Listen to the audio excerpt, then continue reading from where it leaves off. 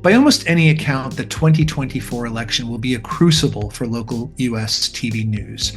How newsrooms handle their coverage of local, national, and state elections may for once and all cast their future in terms of viewers' trust and newsrooms' future viability in the market.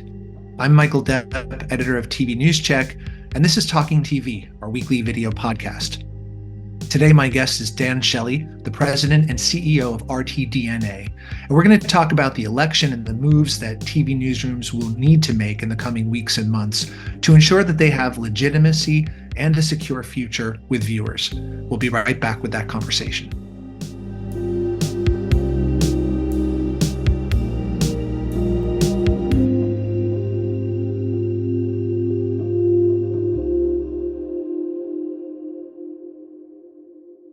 Talking TV is brought to you by Spot On by Futuri, your solution for creating instant audio spec commercials and scripts, along with topical and promotional production.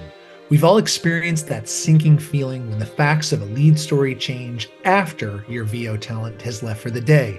With Spot On, you can make needed updates in just a few minutes. Spot On can also help sales teams impress customers with an audio spec spot right at their desk. Learn more about the many ways your station can use Spot On by visiting futurimedia.com/spoton. That's SPOTON. Welcome, Dan Shelley, to Talking TV. Happy New Year, Michael.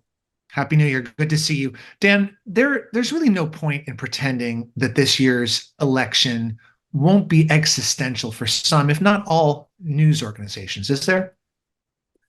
I think it is, and you hear this every 4 years, right? The most important election of our lifetime. I think there's a great case to be made that 2024 is indeed the most important presidential election of our lifetime, at least to date. And that is especially true for local news operations and the level of trust they either enjoy or don't enjoy from the communities that they serve. Mm-hmm. And we know that local TV news has been somewhat insulated from this massive trust problem that has afflicted national media, but that's not really the case so much any longer. I mean, they're feeling the tremors of distrust now, aren't they? They are. We worked with Magid late last year to release a comprehensive study on how to build and maintain trust if you're a local television, radio, or digital news operation. With the public as it relates to coverage of the 2024 election cycle specifically. And there were a number of eye-opening findings, one of which is that of the 2,000 people we surveyed, coast to coast, geographically diverse, racially diverse, generationally diverse, of the 2,000 people that we surveyed, 47% said, only 47% said they had a high level of trust in local news in general.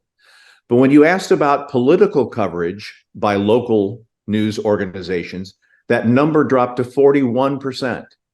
So well less than half of the people that we surveyed across the United States have a great deal of trust in local news ability to cover the 2024 election cycle. Mm-hmm. Mm-hmm. Yeah, so that survey that you're referring to, that was 2,000 people back in September, and it has held some ground with trust, though, still, we should say, relative to national news. But you know, about right. I think 62% of your respondents wanted to see tough, respectful questions of candidates, and they want fact-checking. But as you said, they're also wary that TV news is less trustworthy when it comes to political coverage. So how does a TV newsroom reconcile that? Well, one of the great things about the study is that we actually it actually allowed us to provide news managers and news reporters in local media 5 key ways, 5 things they can start doing immediately to either maintain, build on, or rebuild trust with the public as it relates to election coverage. Number 1 is cover community topics, not what the politicians' agendas are. Strictly. And we all know politicians, they have rote answers and they will try to cram their agendas down your throat regardless of the question that you ask. But you have to somehow go beyond that and ask questions that voters really want to know the answers to. The second you mentioned is fact checking. You have to have a robust fact checking operation in place in your newsroom so that you can make sure that you're able to almost instantly, but it doesn't have to be instantly, tell the audience whether a claim a politician has just made is factual or not. Mhm. You have to show your work and your sources. In other words, you have to be transparent. It's not enough anymore just to report the news and expect the public will believe it. You not only have to show them the sausage, if you will, you have to show them how you made the sausage so that they can have access to the same sources and the same full interviews, raw interviews of political candidates, so that they can double check your information to make sure what you're saying is true, and they're more educated in the process as voters. You have to have a balanced accountability system in your newsroom. Voters told us clearly they don't want biased reporters. They don't want reporters to wear their politics on their sleeves. They don't want them to wear their politics on their social media accounts. And this is something that the industry's had to reconcile with younger generation journalists, particularly during and after the George Floyd incidents of nearly 3 years ago now. There were a lot of young journalists who thought it was okay to march in Black Lives Matter protests, and the public, the issues surrounding George Floyd are clear. What happened to him was wrong, and people are in prison because of it, as well they should be, in my personal opinion. But were I a journalist on a local television station, should I wear Black Lives Matter clothing or fly that flag outside my home? What we learned in this study is no, keep your political leanings and philosophical beliefs to yourself. And the final thing is substance over the horse race, right?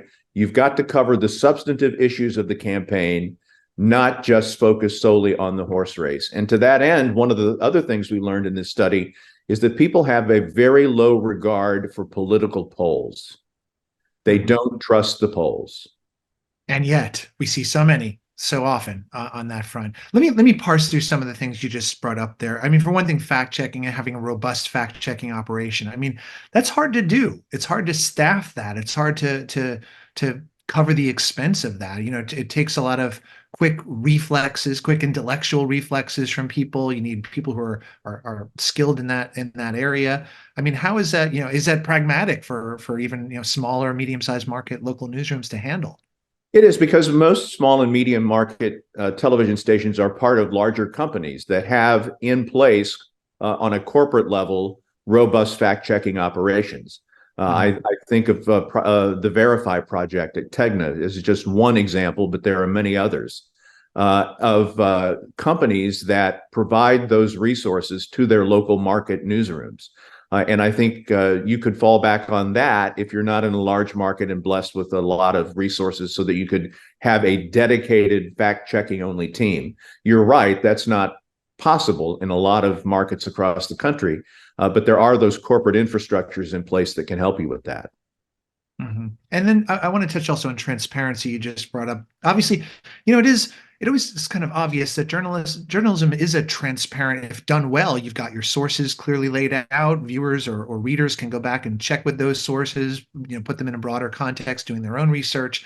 And yet you find that that many viewers will kind of refuse to see what they're being presented with as anything other than bias, even when there is very clear transparency in the process. How can newsrooms thread that needle when they have a kind of recalcitrant, or at least a large subset of their viewership that is recalcitrant to being receptive to anything, even when there is transparency as being legitimate? Well, there's a certain segment of the population, unfortunately, that isn't going to believe you no matter what, because they've been indoctrinated by someone or some entity, and they just believe what they believe, and to them, everything else is a lie. I like to believe, and I think the facts bear me out on this, that that is a relatively small percentage of the population. The overwhelming majority of people, I believe, when shown not just the news stories, not just the facts, but shown the sources where we got those facts, how we obtained those facts, and they're able to examine documents for themselves in addition to just watching a 2-minute piece on the 11 o'clock news, they will have a greater deal of trust in the newsroom and the information that they're receiving from that news entity. Mm-hmm. George Packer had a very thought-provoking piece in The Atlantic recently, pondering what the landscape would be like for the media in a potential second Trump administration. He said that the worst fate would be irrelevance, discrediting the press and planting in consumers' minds that the press is just another political actor. Do you share that concern? Yes, very much so. Because Donald Trump, during his first term in office, said, and I'm not implying that there necessarily will be a second term, but in his first term in office, he made it quite clear that all this rhetoric about fake news and journalists being enemy of the people, that was a calculated move on his part to try to eat at the credibility of news sources, so that whenever a story appeared that was unflattering to him, a large segment of the population wouldn't believe it because he was telling them it was fake news. And I think we would see that on steroids in a second Trump administration. Now, obviously, the American people in their great wisdom will decide who the next president is. Is it Joe Biden? Is it Donald Trump? Is it someone else?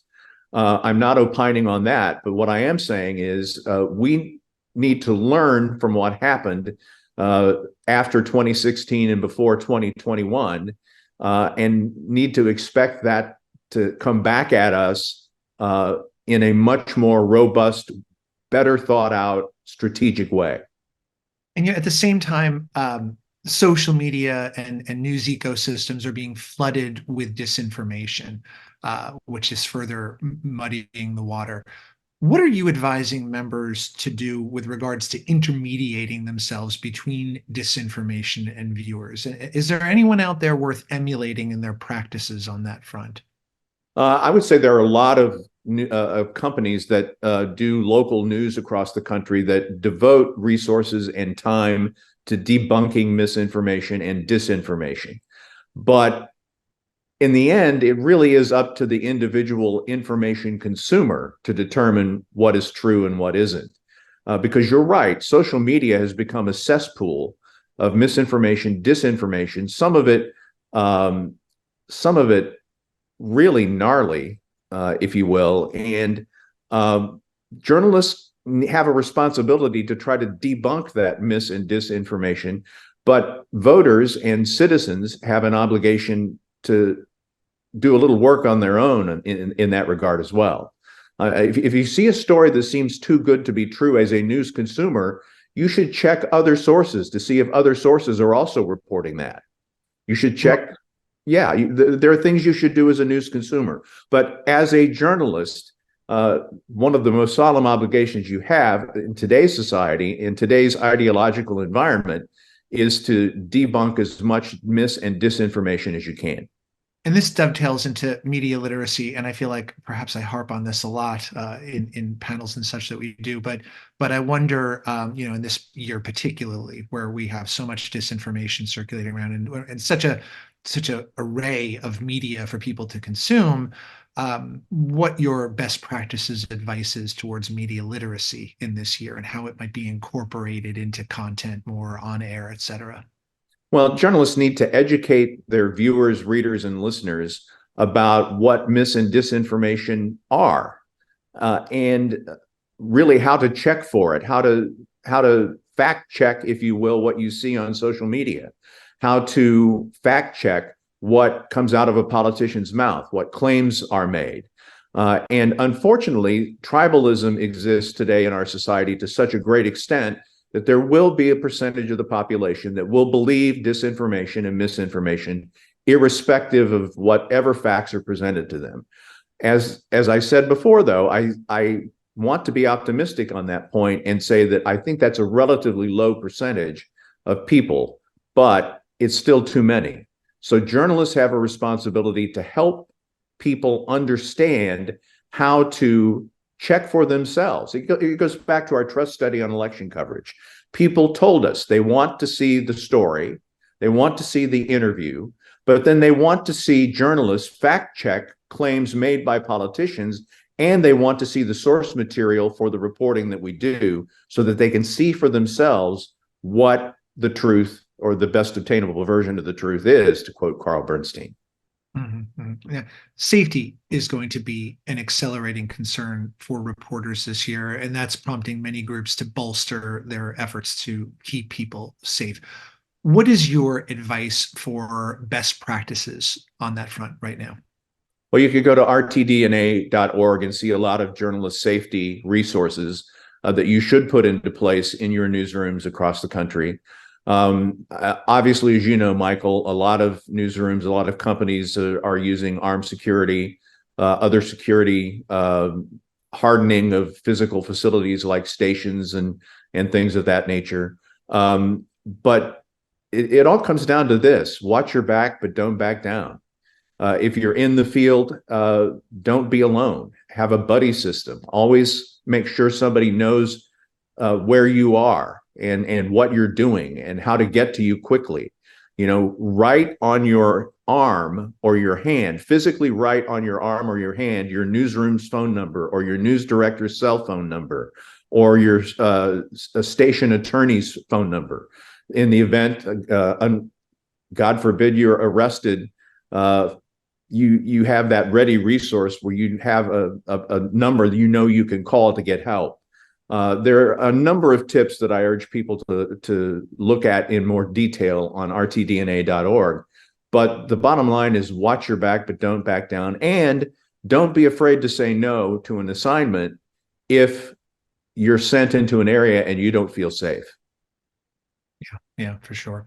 Now, I know this is a little bit out of your wheelhouse, but late last month, the FCC reaffirmed and even tightened its ownership rules for broadcasters. And it's very possible that the lack of consolidation will have some serious knock-on effects for local news production. I just wonder, what are your own concerns, broadly speaking there? Is there any message you want the FCC to hear on that front?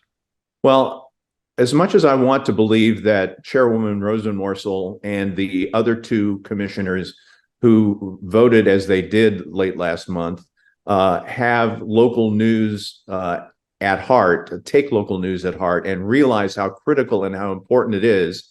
And as much as I think in their minds what they did was well-intentioned, I think there very well could be economic impacts on companies that operate local newsrooms across the country that actually will, I hope not, I hope this is not true, but actually could cause a constriction of local news coverage, particularly in smaller and medium-sized markets. I think it's very unfortunate. As a lot of other industry observers have said, and I think Harry Jessel said this in a TV News Check column recently, this isn't the 1960s, this is the 2020s. And the commission, unfortunately, issued a ruling that looks more like 1963 than 2023. He did say that indeed. Let me just ask you lastly, what are RTDNA's priorities this year? This year, our priorities are advocating on Capitol Hill, in state houses, and before city councils all across the country for a number of priorities. Number one, the Press Act, which has bipartisan support in both the House and the Senate, that would effectively be a federal shield law protecting journalists from having to reveal the identities of confidential sources. That is a high priority for us. Another battle that we're fighting all over the country is against public safety radio encryption. That's something that is hampering local journalists' ability to cover emergency-related news incidents in many communities across the country, because there's a wave of encryption going on right now in police departments. We're fighting battles with the New York City Council over the NYPD encrypting its police channels, scanner channels. We're fighting in California. Legislation has been introduced to require police departments to keep most public safety radio transmissions public. The only exceptions would be personally identifiable information and medical information, which we don't, and tactical information for situations such as where officer safety is legitimately involved. We don't want officers to be hurt. We don't want to expose the medical records of people unwittingly. We understand that, we believe that, and we believe that there's a room for reasonable compromise. Yet, all over the country. Law enforcement agencies, big and small, are encrypting their radio channels just at the moment they should be seeking greater transparency, and they're going for more secrecy. We're also heavily involved in the effort in the Trump DC trial, the January 6th trial, as it's colloquially known, to try to get live broadcast coverage of that case. We're a part of a large coalition that filed an application with Judge Chutkan late in 2023 seeking live audiovisual coverage. NBC filed its own application, as you know, and so that's a major priority for us. We'll see what happens in the Georgia case. Our chances are not very good, frankly, in the Florida federal case, but we feel like the January 6th case is so important that we have to, the people have to see for themselves what happens in that courtroom when that finally gets to trial, or there won't be any confidence in the outcome, whatever it is. Right, right. Well, those are a lot of priorities, and it's going to be a very bumpy year ahead, Dan. I think we can both agree on that. So let's stay in touch on how your members are getting through it and your progress. Thank you so much for joining me today. Absolutely. Thank you, Michael. Thanks to all of you for watching and listening. You can catch past episodes of Talking TV at tvnewscheck.com, and on our YouTube channel, we have an audio version in most of the places you get your podcasts, and we're back most Fridays with a new episode. See you for the next one. Thanks. Talking TV is available to watch on tvnewscheck.com. You can also watch and subscribe on YouTube, Apple Podcasts, Google Podcasts, and Spotify.